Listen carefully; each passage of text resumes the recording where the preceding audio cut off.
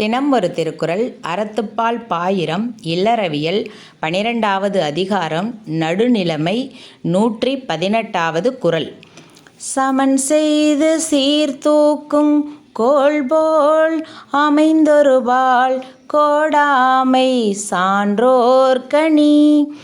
இந்த குறளின் விளக்கம்: தன்னை சமனாக செய்து கொண்டு பொருளை சீர்தூக்கி காட்டும் துலாக்கோல் போல அமைந்து ஒரு பக்கம் சாயாதிருத்தல் சான்றோருக்கு அழகாகும். அதாவது துலாக்கோல் அப்படின்னா தராசு. ஒரு தராசு தன்னோட எடையை அளக்கிறதுக்கு முன்னாடி அதை சமமாக வச்சுக்கும். அந்த தராசோட முள் சமமாக இருக்கும். அதுக்கப்புறம் தான் நாம் பொருளை வைப்போம்.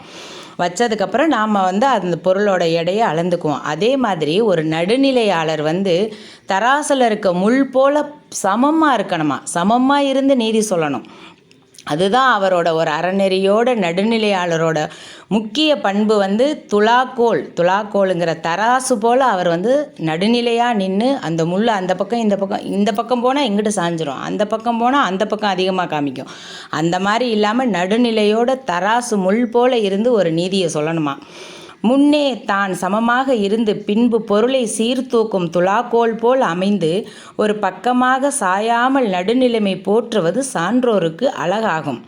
முதலில் சமமாக நின்று பிறகு தன் மீது வைக்கப்பட்ட பாரத்தை நிறுத்து காட்டும் தராசு போல நீதிக்குரிய இலக்கணங்களால் அமைந்து ஓரம் சார்ந்து விடாமல் இருப்பது சான்றோராகிய நீதிபதிகளுக்கு அழகாகும்.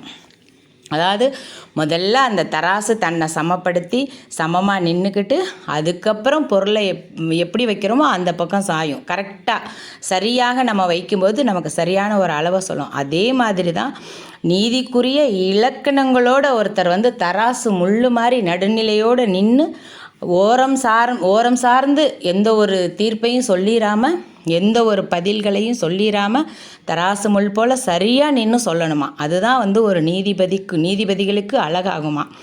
ஒரு பக்கம் சாய்ந்து விடாமல் நாணயமான தராசு முள் போல இருந்து நியாயம் கூறுவதுதான் உண்மையான நடுநிலைமை என்பதற்கு அழகாகும்.